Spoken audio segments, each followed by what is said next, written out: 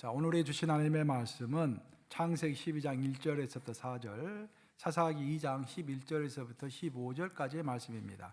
설교 제목은 하란을 떠날 때에, 즉 새 출발이라는 그 말이죠. 지팡이와 약속을 붙들고서입니다. 여호와께서 아브라함에게 이르시되 너는 너의 고향과 친척과 아버지의 집을 떠나 내가 내게 보여줄 땅으로 가라. 내가 너로 큰 민족을 이루고 내게 복을 주어 내 이름을 창대하게 하리니 너는 복이 될지라. 너를 축복하는 자에게는 내가 복을 내리고 너를 저주하는 자에게는 내가 저주하리니 땅의 모든 족속이 너로 말미암아 복을 얻을 것이라 하신지라. 이 아브라함이 여호와의 말씀을 따라갔고 롯도 그와 함께 갔으며 아브라함이 하란을 떠날 때에 75세였더라. 사사기 말씀입니다.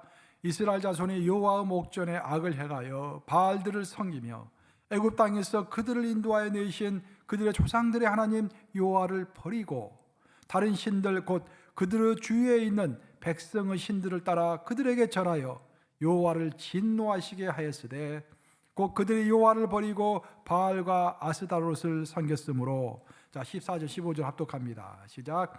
여호와께서 이스라엘에게 진노하사 노력하는 자의 손에 넘겨주사 그들이 노력을 당하게 하시며 또 주위에 있는 모든 대적의 손에 팔아 넘기심에 그들이 다시는 대적을 당하지 못하였으며 그들이 어디로 가든지 여호와의 손이 그들에게 재앙을 내리시니 곧 여호와께서 말씀하신 것과 같고 여호와께서 그들에게 맹세하신 것과 같아서 그들의 괴로움이 심하였더라. 살아계신 하나님의 말씀입니다.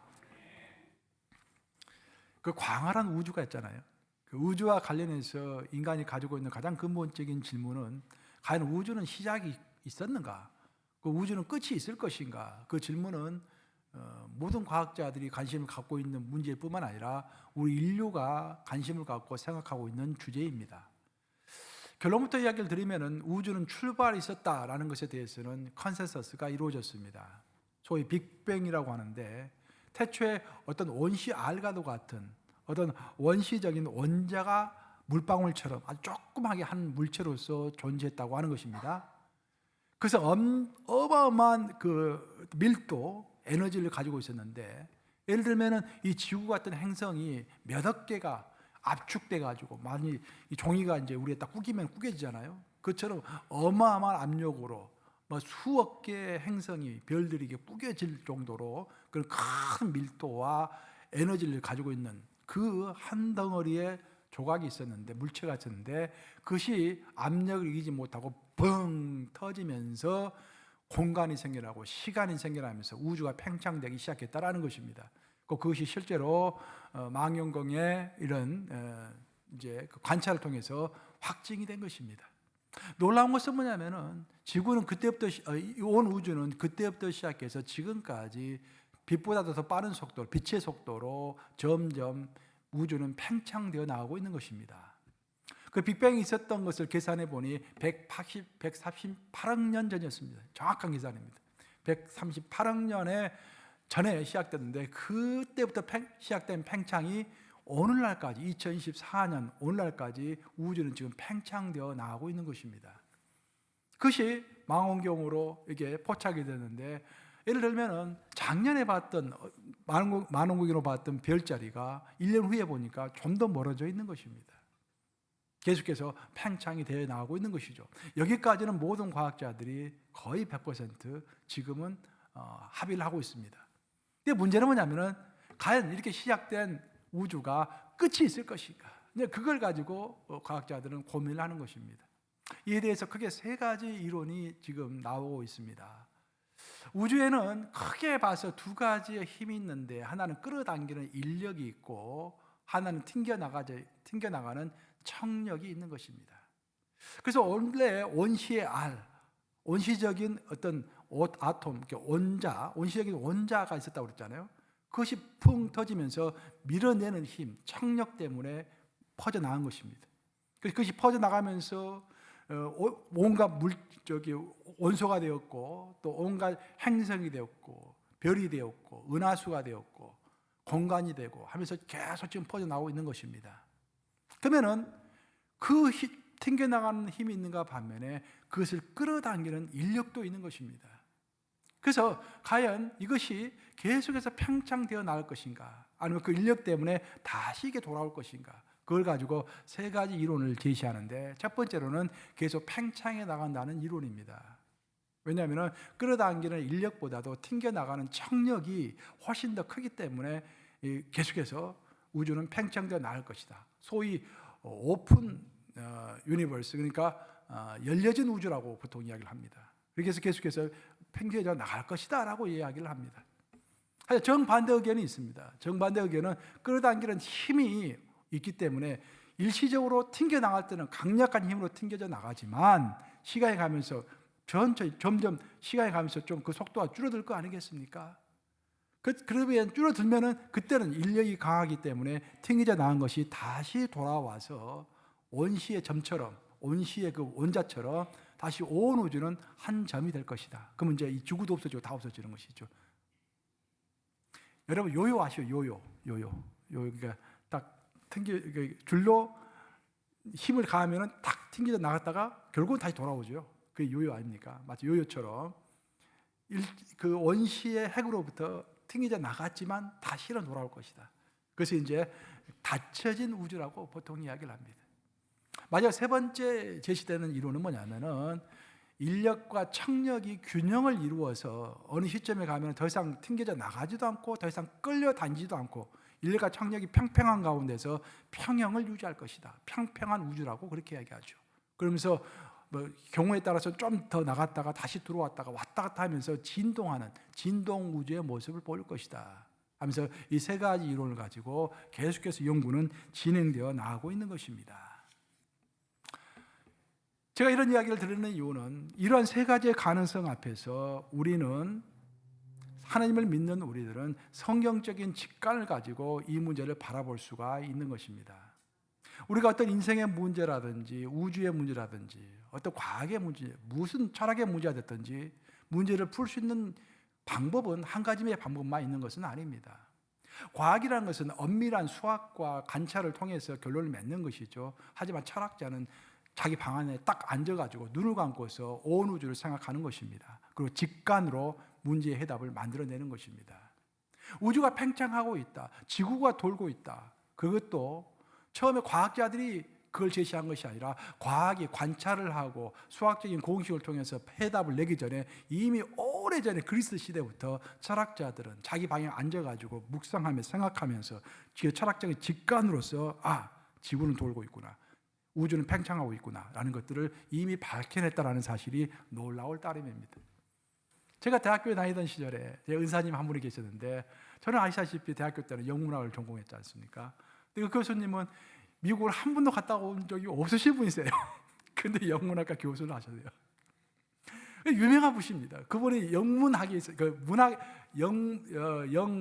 문법에 있어서는 한국의 1인자라고 했을 정도로 유명한 고급 영문법이라는 책을 쓰신 분이에요.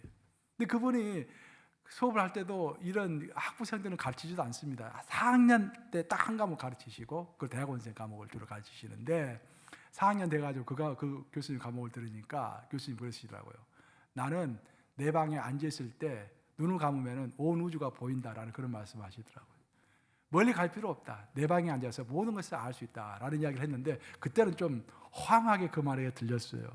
근데 내가 목회를 하면서 인생을 살아보면서 이것저것 많이 나름대로 탐구해보면서 그 말이 옳다라는 것을 느끼는 것입니다.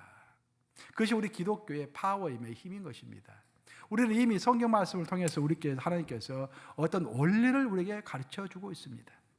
성경에 따르면은 이 우주에 관한 원리, 세상에 관한 원리를 성경은 명확하게 이야기하는데, 성경이 말하는 첫 번째 원리는 하나님의 그 실행 방식에는 반드시 처음에 시작이 있으면은 반드시 마지막이 있다는 것입니다. 그것이 하나님의 행동 강령이고 하나님의 행동하시는 원리입니다. 모든 게 시작과 끝이 명확합니다. 근데 성경의 세계에서는 시작과 끝이, 시작한 것이 그대로 있다가 그냥 끝이 나는 것이 아니라 시작과 끝 사이에는 항상 진보가 있습니다. development, 발전이 있는 것입니다. 우리 신앙도 마찬가지예요. 내가 예수님을 영접했으면 그걸로 끝나는 것이 아니라 시간이 10년 가고 20년이 가고 30년이 가면 갈수록 내가 하나님 앞에 가는 그날까지, 죽는 그날까지 그 사이에 영적인 진보가 이루어져야 하는 것입니다. 그것이 하나님의 의도하심인 것입니다. 그리고 마지막 세 번째로 하나님께서 처음과 끝을 가르쳐 주실 때 마지막에 대한 중요한 교훈을 가르쳐 주시는데, 하나님의 나라에서는 어떤 것이 마지막을 맞이했을 때는 그걸로 완전히 끝나는 것이 아니라 그 마지막을 기점으로 해가지고 훨씬 더 고차원적인 더 좋은 세계로 우리가 인도된다는 것입니다. 창세기를 읽어보면 우주의 출발이 있었죠. 하지만 요한계시록 마지막 장인 21장과 22장을 읽어보면 이 세상에 이 우주의 마지막이 나옵니다. 베드로는 그렇게 베드로 전설을 보면 베드로가 그렇게 이야기를 하고 있죠. 이 세상의 마지막은 불로 심판되어 멸망될 것이다. 그 베드로가 예언한 내용을 보면 엘리먼트라는 단어가 나옵니다. 이 우주의 이 지구의 엘리먼트 원소가 녹아 없어진다는 말이 나옵니다. 그것이 수소폭탄에 의해서 녹아 없어질 것인지 아니면 핵폭탄에 의해서 녹아 없어질 것인지 어떤 행성과의 충돌을 통해서 녹아 없어질 것인지 우리는 알 수 없지만 결론은 녹아 없어진다는 것입니다. 이 지구가 없어진다는 것입니다.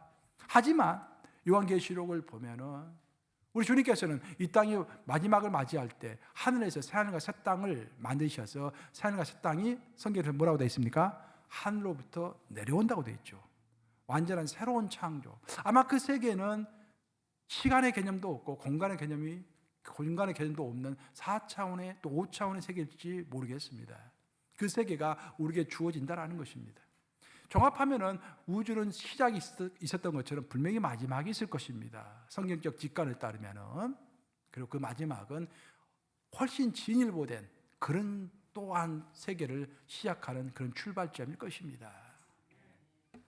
이렇게 제가 이런 이야기를 쭉 드리는 이유는 뭐냐면은 우리가 인생을 살아갈 때 하나님께서는 우리의 미래에 대해서 자세하게 이야기해 주지 않습니다. 내가 왜 이런 상황에 처했는지에 대해서도 어떤 경우에는 침묵하십니다.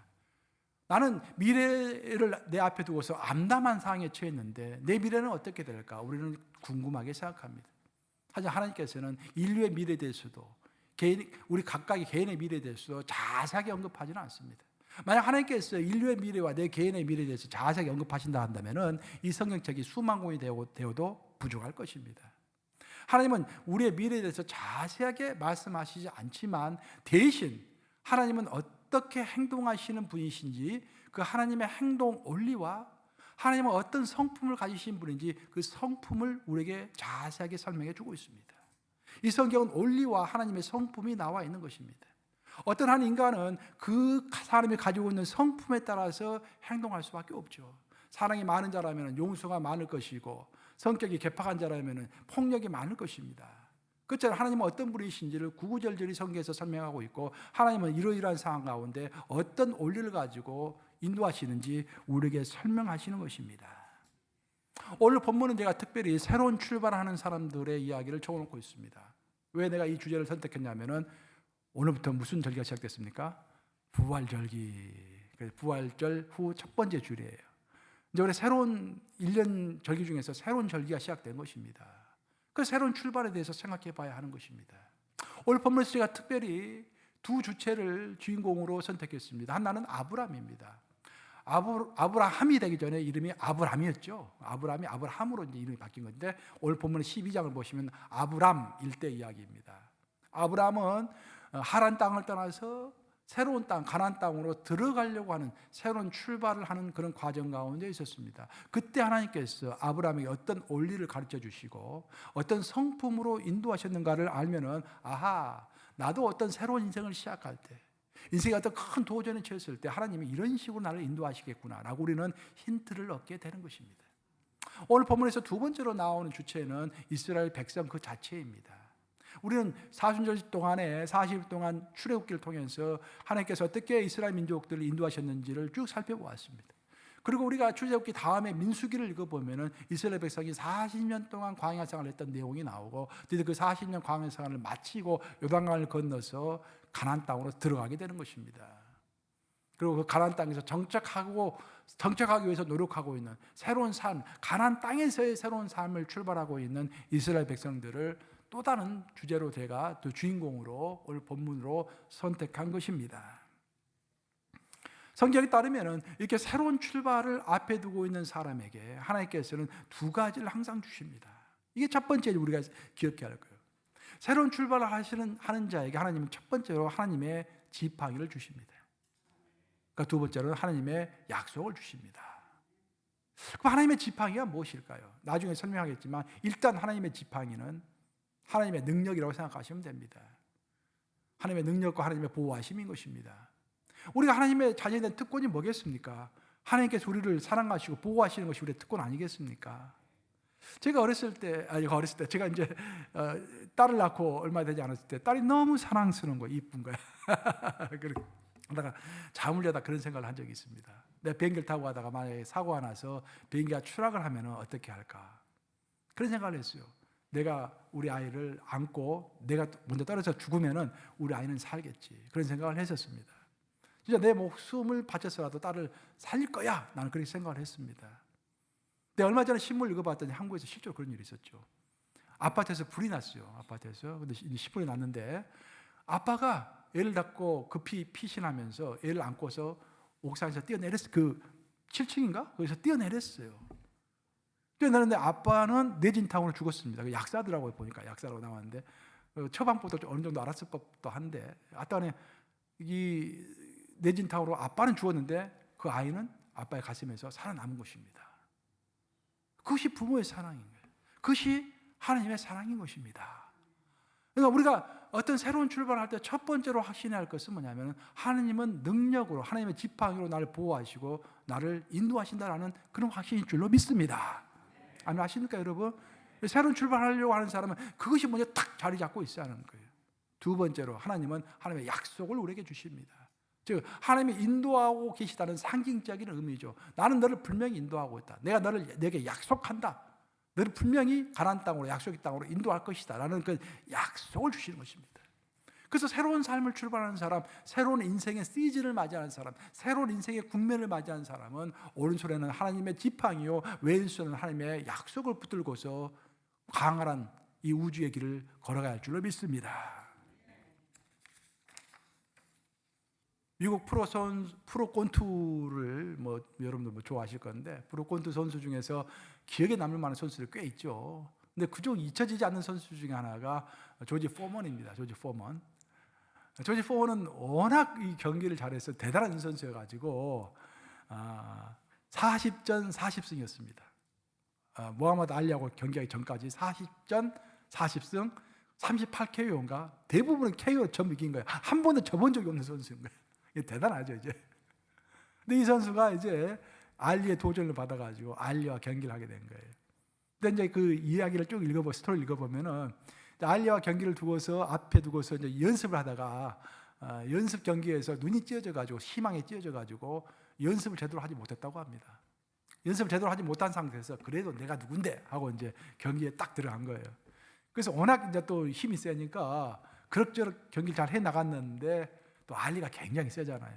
알리는 이제 그 나비처럼 날아서 뭐처럼 벌처럼 쏘아라. 다 기억하시네 이것은 또 이게. 할렐루야. 나비처럼 나와서 벌처럼 쏴라. 그러니까 치고 빠지고 하니까 조지 포먼이 처음에는 이렇게 무대프로 나갔다가 나중에 힘이 빠진 거예요. 그래서 결국 KO패를 당하죠. 인생에서 있을 수 없는 일이 벌어진 거예요. 근데 참 묘하게요.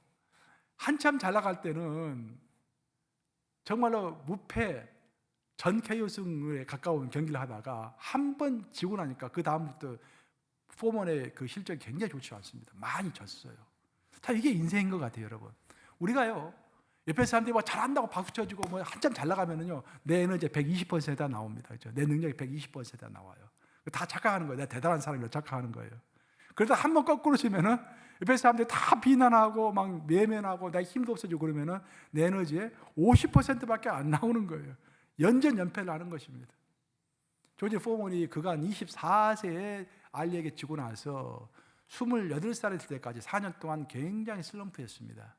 그러다가 어떤 큰 일이 벌어지는데 조지 포먼이 이제 경기를 마치고 탈의실에서 탈의를 하다가 심장마비가 온 거예요. 그 조지 포먼이 죽었습니다. 일시적으로 죽었어요. 근데 그게 간증에 따르면 자기가 이제 죽고 자기 영혼이 빠져나오면서 놀래가지고 나를 살려주세요! 하고 막 소리쳤다라는 거예요. 지옥으로 가는 것 같은 느낌을 받고서 막 큰 소리 질렀다라는 거예요. 그러다 정신이 차렸다라는 것입니다. 임사 체험을 한 거예요. 잠시 죽었다 살아나는 임사 체험을 한 것입니다. 이것이 그에게 너무도 충격적이었어요. 그래서 조지 포먼이 이제 가는 곳마다 사람들에게 간증을 했다고 합니다. 자, 이런 일이 있었다. 사람들이 평상시에 조지 포먼은 무서운 사람, 묵뚝뚝한 사람, 말도 잘 하지 않는 사람, 인상이 굉장히 험악한 사람, 그렇게만 알고 있다가 입을 열어가지고 천상유수로 이렇게 막 간증을 하니까 이것은 거짓말일 수가 없다. 조지 포먼이 경험하지 않고서는 이런 이야기를 할 수 없다라고 해가지고 많은 사람들이 믿게 된 거예요. 그러고 나서 조지 포먼은 결심을 합니다. 내친 김에 신학교 가자. 그 신학교 간 거예요. 그 신학을 마치고 전도사 된 것입니다. 그 조지 포먼은 지금 전도사예요. 지금 목사를 하고 있습니다.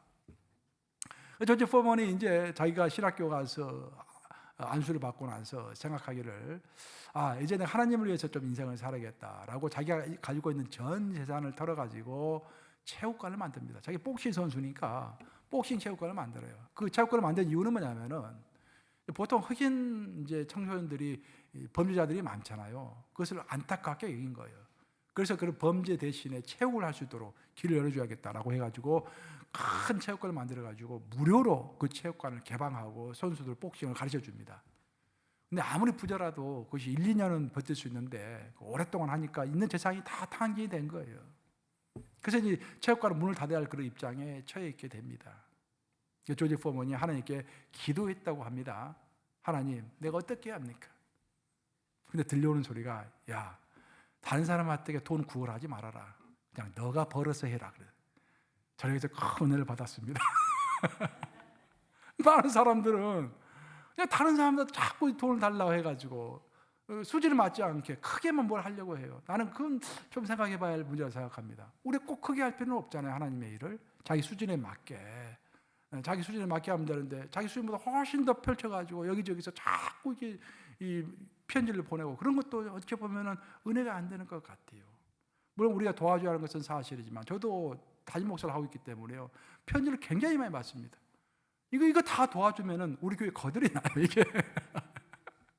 그걸 가끔가다 생각하게, 참 훌륭한 일들을 많이 하시는데 또 한편으로는 수준에 맞게 자기가 벌어서 자기 수준에 맞게 하는 것도 하나님께 은혜가 되지 않겠습니까? 그래서 조지 포먼은 다른 사람에게 손 내미는 대신에 그래, 하나님의 인도하신 대로 내가 돈을 벌어서 계속 해야겠다라고 생각하고서 결심을 합니다. 그 결심이 뭐냐면은 내가 잘하는 것은 뭐다? 복싱밖에 없으니까 다시 복싱을 해야겠다. 그때 나이가 40살이에요. 40살. 여러분 생각해 보세요. 프로복서가 40살에 굉장히 위험합니다. 특히 헤비급들은 한 방에 가잖아요, 이게. 그래서 이제 미국 복싱협회에다가 선수 복귀 신청서를 냈는데 미국 복싱협회에서 크게 반대를 한 거예요. 말이 되느냐? 헤비급 선수가 40살에 복귀한다는 게 말이 되냐? 한 방이면 크게 가는데 막. 그때 포먼이 진정서를 냈습니다. 그 진정서에 이렇게 이야기를 하죠. 내가 다시 선수로 뛰려는 것은 돈을 벌어서 내가 잘 살기 위함이 아닙니다. 억압받는 불쌍한 흑인 청년들을 위해서 체육관을 운영하고 싶을 뿐입니다. 라고 강력하게 호소한 거예요. 그래서 이 말이 어필해서 결국 그는 다시 선수가 되었고 그럭저럭 선수 생활을 이어갑니다. 그러다가 하나님의 인도하심으로 대박이 터졌는데 선수로 복귀한 이후 5년 후에 나이 45세가 됐을 때 세계 타이틀에 다시 한번 도전한 것입니다. 그래서 이겼겠습니까? 졌겠습니까? 할렐루야, 이긴 거예요. 나이 45세 세계 챔피언이 또 된 겁니다. 하나님의 은혜가 아니면 될 수가 없죠, 사실은. 45세 세계 챔피언이 돼가지고 돈을 많이 벌었습니다. 요즘 보면 조지 포먼 그 광고에 나오잖아요. 그 음식 만드는 그 광고 나오잖아요. 음식 만드는 재료, 그 기계 만드는 광고. 보면 굉장히 아저씨처럼 크게 웃으면서 스마일 지으면서 막 팔잖아요. 그 돈 다 가지고 이제 흑인 청년들을 돕는 거예요. 이게. 아름다운 새로운 출발이 귀한 열매를 맺는 그런 순간이었던 것입니다. 사는 여러분, 우리의 인생을 살다 보면 하나님께서 우리의 인생을 흔들기도 하시고 이 세상을 흔들기도 하십니다. 성경에 따르면 하나님이 이 세상을 흔드시고 또 우리의 인생을 흔드시는 이유는 우리가 새로운 출발을 하기를 원하시기 때문인 것입니다. 왜 하나님은 요셉의 인생을 흔드셨을까요? 요셉은 아버지 야곱의 사랑을 받으면서 채색 옷을 입으면서 유복하게 잘 자라고 있었습니다. 근데 왜 그런 귀한 아들의 인생을 흔드셔가지고 노예가 되게 하시고 죄수가 되게 하셨을까요? 그 이유는 요셉이 새로운 출발하지 않으면 새로운 인물이 될 수가 없었기 때문입니다. 만약 요셉이 종으로 팔리지 않았다고 한다면 계속 아버지 야곱 밑에 있었을 것이고 그 아버지의 바운드를 넘어설 수가 없는 거예요. 그러니까 우리가 자녀들을 항상 내 손에 쥐고 있을 것이 아닙니다. 풀어놔야 돼요. 이제 자녀들 내 손에 쥐고 있으면 내 바운드, 내 수준을 뛰어넘기가 어려운 거예요. 그 자녀가. 그렇죠? 풀어놓으면 하나님의 은혜로 태평양, 대서양 넘어서 큰 게 하는 게 또 하나님의 뜻대로 사용하시는 것입니다. 구약과 신약을 봤을 때 가장 극적인 사건, 구약에서 가장 극적인 사건과 신약에서 가장 극적인 사건 하나씩 골라라 한다면은 구약에서는 아마도 출애굽기 사건일 것입니다. 물론 구약에서 우주의 창조가 아주 인상적이지만 그 우주의 창조는 성경에 따르면 아브라함이라고 하는 한 인간을 만나기 위한 하나님의 출발점이었던 것입니다. 창세는 결코 우주의 창조의 방점을 두지 않습니다. 하나님이 아브라함을 만났다라고 하는 그 사실의 방점을 두고 그 우주의 창조 사건은 창세기를 보면 1장에서부터 11장까지 우주 창조에 관한 역사가 나오지만 12장에서부터 50장까지는 하나님께서 한 인간 아브라함과 이삭과 야곱과 요셉을 만나는 그런 이야기가 쭉 나오고 있죠. 그래서 구약에서 가장 핵심적인 사건은 출애굽 사건이라고 할 수가 있는 것입니다. 반면에 신약에서는 어떤 사건이 가장 핵심적일까요? 그것은 십자가 사건입니다. 물론 부활이 중요하지만 부활은 십자가가 있기 때문에 가능했던 것입니다. 신약에 있어서 가장 중요한 한 사건을 꼽아라 한다면 그것은 당연히 십자가의 사건입니다. 구약의 대표적인 사건인 출애굽 사건과 신약의 대표적인 사건인 십자가 사건의 공통점이 무엇일까? 왜 이것은 대표적인 사건이 되었을까? 이 두 사건의 공통된 점은 새로운 출발이었다라는 것입니다. 출애굽기가 있기 전에 이스라엘 백성들은 단순히 한 지파로서 어떤 야곱의 지파로서 그들은 그냥 노예 공동체에 불과했습니다. 노예에 불과했어요. 어떤 의식이 없던 그런 사람들이었습니다. 아무 의식이 없이 하루하루를 연명하며 살아가고 있던 사람들, 하나님은 그들을 부르셔가지고 이스라엘 민족이라고 하는 하나님을 섬기는 특별한 하나님의 공동체로 그들을 빚으셨죠. 만드셨죠. 그래서 그들을 시내산으로 데려와서 율법 주시고 성막을 주신 거 아니겠습니까? 그 이스라엘 민족 공동체로서의 새로운 출발이었던 것입니다. 십자가도 마찬가지입니다. 그 십자가가 있음으로 인해서 우리 예수님께서 이 땅에 오셔가지고 최초로 하신 설교가 뭐였습니까? 하나님의 나라에 대한 설교를 하셨지 않습니까? 그 하나님의 나라가 십자가에서부터 시작이 된 것입니다. 그 십자가에서 2000년 전에 시작된 하나님의 나라가 지금도 계속해서 퍼져나가고 있는 것입니다. 그 출발은 바로 십자가에서부터 출발을 한 것입니다. 이처럼 출애굽기도 출발이었고 새로운 출발이었고 십자가도 새로운 출발입니다. 왜 출발이 중요할까요, 여러분? 성경은 결과도 중요하게 이야기하지만 결과 못지않게 출발도 굉장히 중요하다고 이야기합니다. 왠지 아십니까, 여러분? 왜 출발이 중요한지 아세요? 하나님을 믿는 자들은 하나님을 믿는 그 믿음으로 일단 출발하면은 나중에는 누가 인도하신다? 성령께서 인도하시는 것입니다. 아멘 하십니까? 아멘. 일단 출발하면은 그 다음부터는 성령께서 인도하시는 거예요. 근데 사람들이 출발하지 못하는 것입니다. 그게 문제인 거예요. 망설이는 거예요. 왜? 모든 것을 다 계산해보고 결과까지 정확하게 나올 때만 출발하려고 하기 때문에 출발할 수 없는 거예요. 출발하지 않고 계속 맴돌고 있는 것입니다.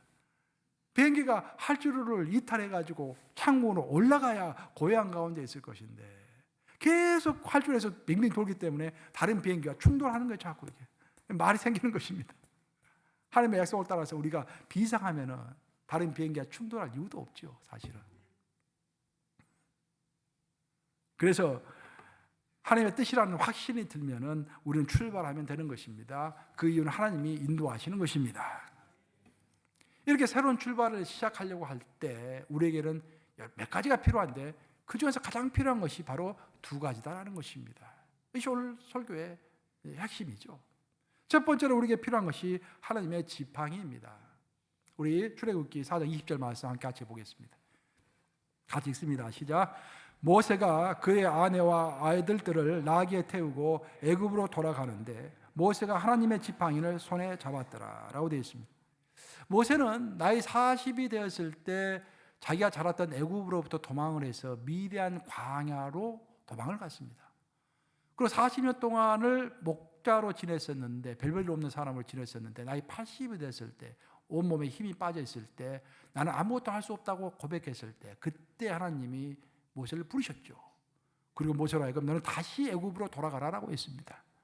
그 하나님께서 명령하신 다음에 모세에게 한 가지를 주셨는데, 그게 뭐다? 바로 지팡이를 주셨다라는 것입니다.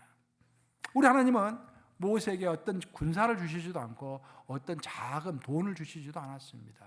어떤 계략과 지혜를 주시지도 않았습니다. 대신 딱 지팡이 하나 주신 것입니다. 그럼 지팡이가 뭘까요, 여러분?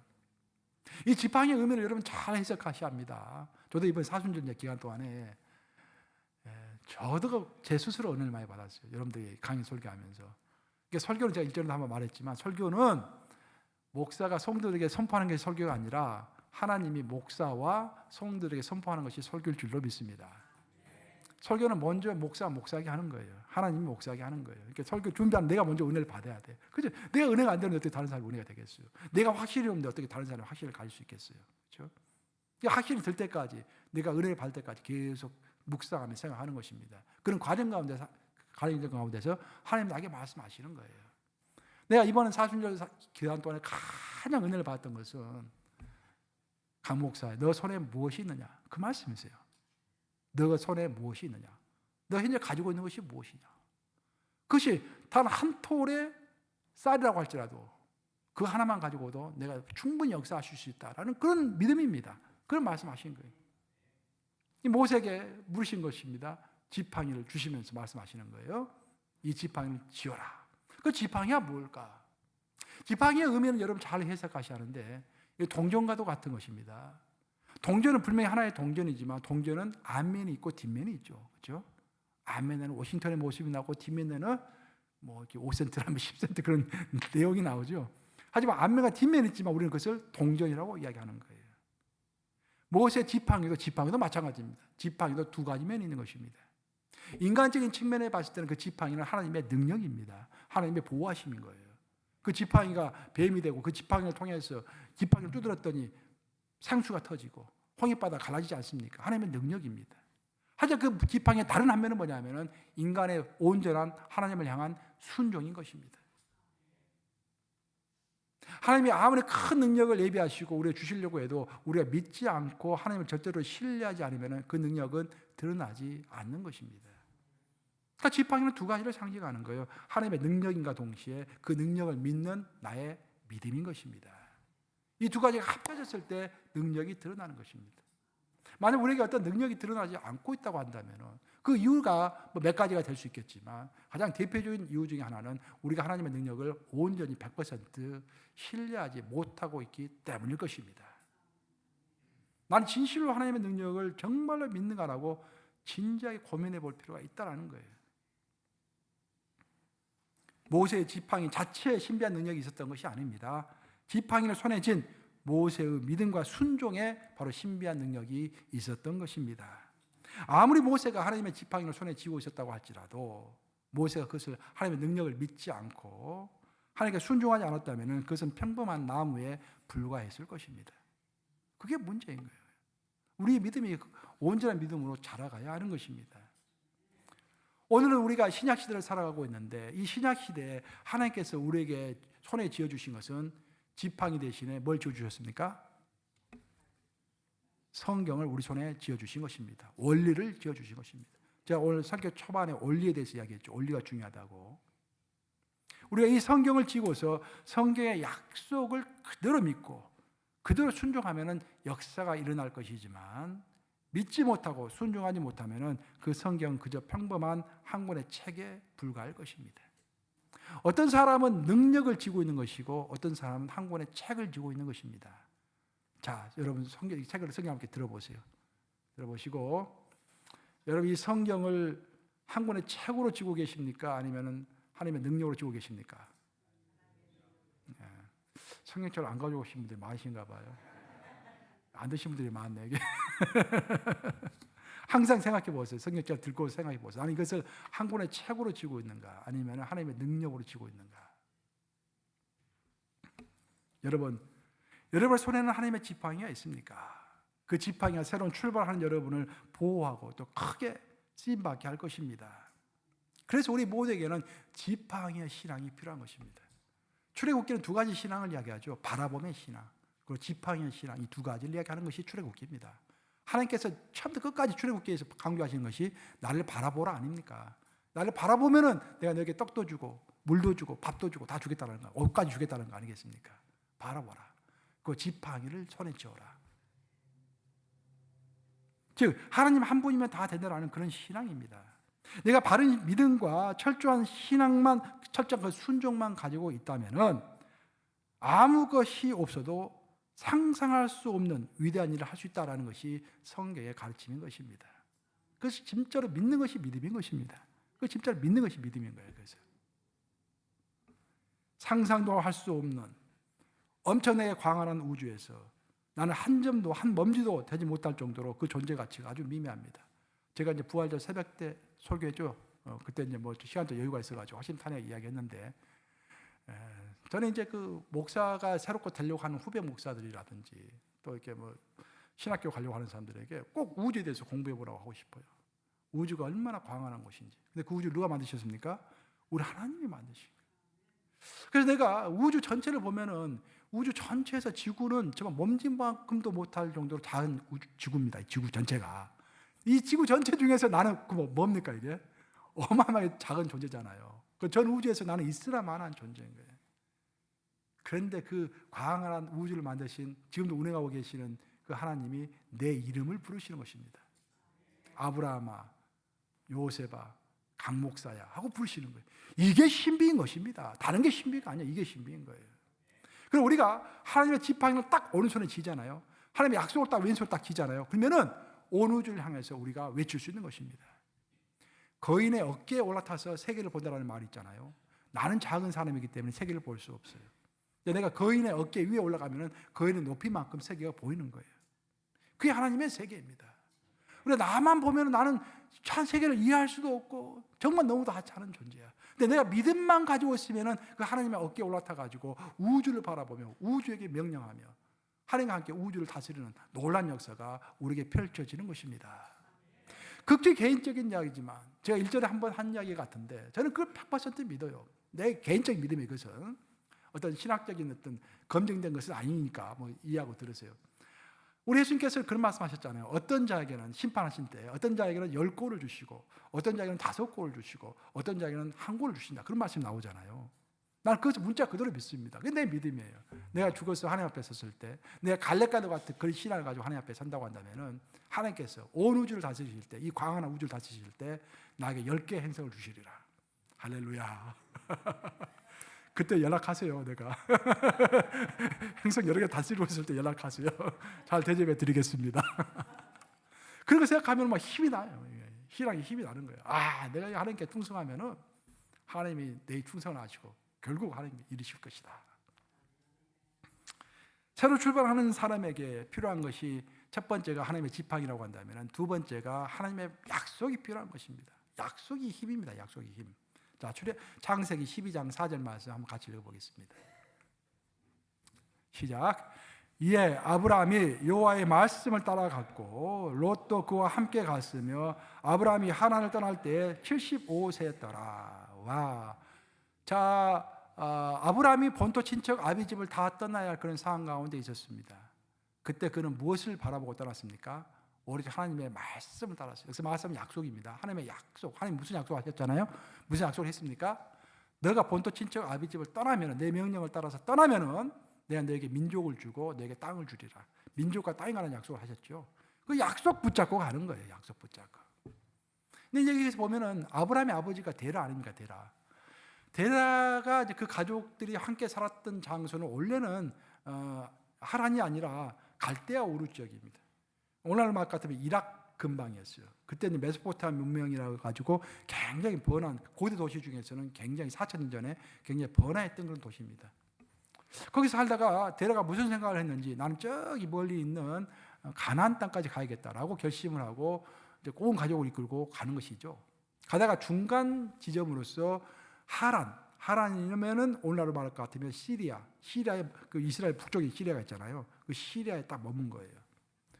그리고 그 전진을 더 해가야 하는 것인데 어쩐 일인지 데라는 일단 거기서 짐을 풀었습니다. 그리고 거기서 떠나질 않았어요. 왜 그랬을까? 데라가 원래 살았던 지역은 문물이 발달한 곳이었잖아요. 마찬가지로 하란도 문물이 발달한 곳이었습니다. 하란의 별명이 교차로라는 별명을 가지고 있었어요. 교차로. 즉 사방팔방으로 온갖 문물과 문명이 다 들어오는 곳이었습니다. 번화 뉴욕과도 같은 그런 도시였어요. 그러니까 살기 편하거든. 더 종교적으로도 아주 살기가 편했는데, 왜냐하면 갈대아 우르 지역에서는 달신을 생겼어요. 달을 신으로 생겼어. 달을. 근데 하란에서도 시인이라고 하는 큰 대성전이 있었는데 거기서 달신을 섬기고 있었어요. 그러니까 자기 종교도 똑같은 거야. 먹고 살기도 편하고 뭐 교회도 바로 옆에 있고, 이곳이 내가 있을 곳이다라고 그냥 거기 주저앉은 것입니다. 이것이 바로 약속이 있는 사람과 느낌으로 사는 사람의 차이인 것입니다. 우리는 어떤 결정을 할 때 대부분 내가 편하고 좋고, 그렇죠? 환경을 보면서 결정하는 경우가 참 많습니다. 그것이 바로 롯과 아브라함의 차이죠. 아브라함이 롯에게 너가 원하는 곳으로 가라 했을 때 롯은 어디를 봤습니까? 아주 물이 흐르고 아주 문명이 발달된 그런 것을 보면서 그쪽으로 가지 않습니까? 그것이 약속 없는 사람의 행위인 것입니다. 그래서 아버지 데라는 약속이 없었기 때문에 일단 환경이 좋으니까 바로 이곳인가 봐 하고 머물렀던 거예요. 그래서 하나님은 아브라함에게 아니다. 너희 아버지는 약속이 없어서 여기 머물 사람이지만 너는 약속을 끝까지 붙잡아야 할 사람이다. 길을 떠나라. 본토 친척 아비집을 떠나라 라고 명령했을 때 아브라함은 가차없이 하나님의 말씀에 순종하지요. 그러면서 하나님의 말씀을 따라서 새로운 출발을 했을 때 하나님이 아브라함을 내 친구라고 부르시면서 동행하기 시작하신 것입니다. 그래서 우리는 왜 하나님은 나에게 음성도 안 들려주시나, 왜 나와 동행하여 주시지 않으나, 그런 이야기를 하기 전에 내가 정말로 온전하게 내 충성을 바치고 있는가라는 생각을 한번 해봐야 돼요. 인생의 행복 중에 큰 행복 중에 하나는 뭐냐면은 나의 충성을 바칠 존재를 찾는 것에 행복이 있는 것입니다. 왜 순교자가 왜 행복한지 아세요? 유관순 할머니가 왜 행복할까요? 조국을 사랑해서 조국을 위해서, 자기가 사랑하는 조국을 위해서 충성을 바쳤기 때문인 거예요. 김구 선생이 왜 행복할까요? 자기가 정말로 사랑하는 조국이 있었기 때문에 행복할 것입니다. 근데 보통의 사람들은 자신의 충성을 100% 바칠 존재를 찾지 못하고 있는 거예요. 세상에서도 찾지 못하고 교회에서도 찾지 못하고 있는 것입니다. 우리가 온전히 100% 하나님께 순종할 수 있는 그런 마음이 있다고 한다면 우리는 행복한 사람인 거예요. 내 충성과 내 사랑과 내 모든 것을 바칠 수 있는 그 존재가 있으니까 그게 행복한 것입니다. 근데 그 비밀을 몰라 사람들이. 아브라함은 하나님께서 무언가를 주시기 전에 하나님은 아브라함에게 딱 약속만 주셨어요. 나머지 물질을 주신 것도 아니고 뭐 리퓨테이션, 평판을 주신 것도 아니고 지식을 주신 것도 아닙니다. 딱 약속만 주셨어요. 그 약속을 딱 붙잡고서 충성을 먼저 드렸습니다. 그런데 그때부터 하나님은 아브라함을 친구로 삼으신 거예요. 이제 말씀을 마무리합니다. 오늘 사사기 본문에 따르면은 이스라엘 백성은 신앙의 원리가 되는 하나님, 그 하나님의 계약보다는 주변의 상황을 더 중요시 여기면서 움직이고 행동했습니다. 그러니까 오늘 사사기 본문을 통해서 얻을 수 있는 가장 큰 교훈은 뭐냐면은 아브라함은 하나님의 원리와 하나님의 말씀을 붙잡은 반면에 그 후손들의 이스라엘 백성들은 하나님의 말씀보다도 주변의 환경을 보면서 움직였다라는 것입니다. 그것이 바로 누구의 모습이다? 우리의 모습이 될 수 있다는 거예요. 이스라엘 백성들은 가나안 주민들을 쫓아내지 않았습니다. 하나님은 분명히 명령하셨거든요. 너희가 가서 정복 전쟁을 하면은 정복 전쟁에서 승리하면은 가나안 족속들 다 쫓아내라. 근데 전쟁에서 승리했음에도 불구하고 가나안 족속을 쫓아내고 싶지 않은 거야. 아니 저놈은 힘이 굉장히 세게 보여. 그 종으로 하면 일 열심히 할 것 같아. 돌쇠처럼 열심히 일할 것 같아. 그냥 쫓아내기가 아까운 거예요. 그래서 힘없는 자들은 쫓아냈지만 일 잘할 것처럼 보이는, 부지런하게 보이는 그들은 자기 중에 남겨놓은 것입니다.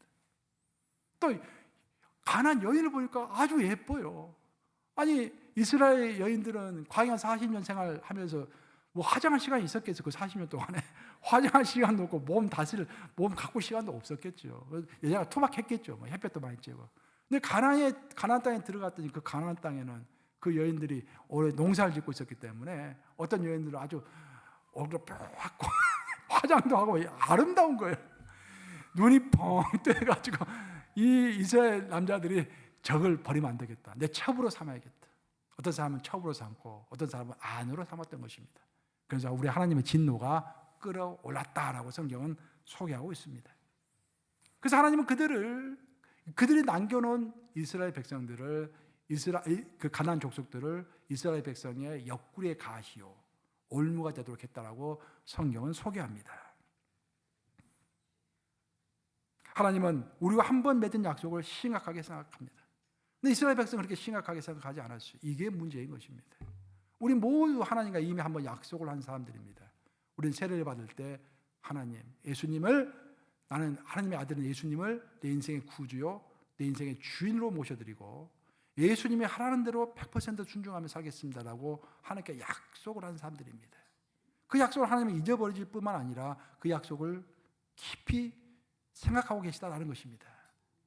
오늘 본문이 사사기 2장 1절 한번 같이 읽어보세요. 사사기 2장 1절 같이 읽겠습니다. 시작. 여호와의 사자가 길갈에서부터 보기므로 올라와 말하되 내가 너희를 애굽에서 올라오게 하여 내가 너희의 조상들에게 맹세한 땅으로 들어가게 하였으며 또 내가 이르기를 내가 너희와 함께한 언약을 영원히 어기지 아니하리니. 너무 놀랍지 않습니까? 하나님께서는 이스라엘 민족을 떠나서 이스라엘 민족의 조상이 되는 아브라함에게 했던 그 약속의 말씀도 잊어버리지 않을 뿐만 아니라 반드시 내가 그 약속을 지킨다, 어기지 않겠다라고 선포하시는 것입니다. 놀라운 말씀입니다. 하지만 이런 하나님의 어마어마한 약속은 한편으로는 아주 부정적인 효과를 우리에게 가져오고 있는데 하나님은 잊지 않으시고 어기지 아니하신 반면에 우리 인간이 하나님과 약속을 한 인간이 그것을 어길 경우에는 하나님은 이렇게 행동하시겠다라고 오늘 본문 또한 말씀하고 계시는 거예요. 좀 부정적인 문제라서 마음이 좀 무겁지만 한번 같이 읽어보겠습니다. 사상 2장 15절 같이 읽습니다. 시작. 그들이 어디로 가든지 여호와의 손이 그들에게 재앙을 내리시니 그 여호와께서 말씀하신 것과 같고 여호와께서 그들에게 맹세하신 것과 같아서 그들의 괴로움이 심하였더라. 여러분, 우리가 이런 말 기억하잖아요. 내가 너에게 복을 주려니 일어날 때나 걸어갈 때나 앉으나 서나 내가 너에게 복을 내리라. 그런 말씀을 너무 좋아하고 막 새기고 막 암송하잖아요. 그런 말씀 성경에 물론 많이 나옵니다. 근데 한편으로 이 말씀도 나오는 거예요. 내가 너에게 했던 그 시리어스한 내 약속을 너가 어긴 경우에는 내가 너를 따라가면서 어디를 가든지 내가 너에게 재앙을 내리리라. 우리가 좋은 말씀을 받은 것과 동시에 이런 말씀도 기꺼이 받을 줄로 믿습니다. 사사기 2장 마지막 절을 보시면은 하나님께서 고의로 여호수아 시대 가나안 족속들을 모두 몰아내지 않았다라고 성경은 소개하고 있습니다. 그러니까 왜 하나님께서는 가나안 족속을 다 내보낼 수 있었음에도 불구하고 그들을 쫓아낼 수 있었음에도 불구하고 왜 끝까지 이스라엘 민족에게 힘을 주지 않고 지켜보셨을까? 그 이유를 성경은 또한 설명하는데 하나님은 이스라엘 백성들의 마음속에 무엇이 있는가를 알고 싶어 했다라고 성경은 소개합니다. 즉 하나님은 내 마음속에 뭐가 있는지를 알고 싶어 하시는 건 하나님이시다 그런 말이에요. 즉 그래서 우리를 시험하시는 것입니다. 아브라함의 마음에 무엇이 있는지 진짜로 아브라함이 하나님을 100% 하나님을 최우선적으로 사랑하는지 그것을 보기 위해서 아들 이삭을 바치라고 하신 것이죠. 사랑하는 여러분, 요즘 여러분의 삶에 잘 풀리지 않는 그 무엇이 있습니까? 어쩌면 그것이 바로 하나님의 시험일 줄도 모릅니다. 여러분 마음속에 내가 이것만 해결되고 나면은 하나님 더 열심히 따를 수 있을 건데 이것만 터지면 내가 또 이게 할 수 있을 건데 만약 그렇게 생각하고 있다고 한다면 그것만이라고 생각하고 있다면 그것이 하나님의 시험일 수가 있다는 그런 말입니다. 결론을 맺습니다. 하나님은 새로운 출발을 하는 자에게 하나님의 지팡이와 하나님의 약속을 주십니다. 하지만 하나님을 신뢰하지 못하고 순종하지 못한 상태에서 손에 쥐고 있는 지팡이는 그저 한 토막 나무에 불과합니다. 또 하나님의 약속은 그것을 믿고 신뢰할 때 우리에게 소망이 되지만 하나님의 약속을 주셨음에도 불구하고 그것을 믿고 100% 신뢰하지 못하고 순종하지 못하면 오히려 그것이 큰 재앙으로 부메랑이 되어서 우리에게 다가오는 것입니다. 그래서 우리는 우리의 현재 모습을 되돌아봐야 합니다. 새 출발하려고 하는 나에게, 새롭게 신앙생활을 하려고 하는 나에게 한 손에는 하나님의 지팡이가 지어져 있는가? 그 한 손에는 하나님의 약속이 있는가? 거듭 이야기하지만 그 지팡이는 하나님의 능력이지만 하나님의 능력이 온전히 드러나기 위해서는 온전한 순종이 있어야 하는 것입니다. 그리고 우리는 이 두 가지 하나님의 지팡이와 하나님의 약수만 있다고 한다면 이 광활한 우주, 내가 오늘 설교를 우주로부터 출발했잖아요. 그 광활한 우주에서도 꺾일 것이 없는 것입니다. 우뚝 설 수 있는 것입니다. 왜? 우리 하나님의 어깨에 올라타 있기 때문에. 이 두 가지 했을 때 하나님 어깨에 올라타는 것입니다. 그것이 바로 믿음이라고 하는 것입니다. 히브리서 11장 6절은 그렇게 얘기하죠. 믿음이 없이는 하나님을 기쁘시게 하지 못하나니 그에게 나가는 자는 반드시 그가 계신 것과 그를 찾는 자들에게 상 주시는 힘을 믿어야 할지니라. 이것이 믿음일 줄로 믿고 이런 믿음으로 승리하며 새로운 출발하시는 부활절기를 맞이하시는 이런 데 되시기를 우리 주님의 이름으로 축원합니다. 기도하시겠습니다.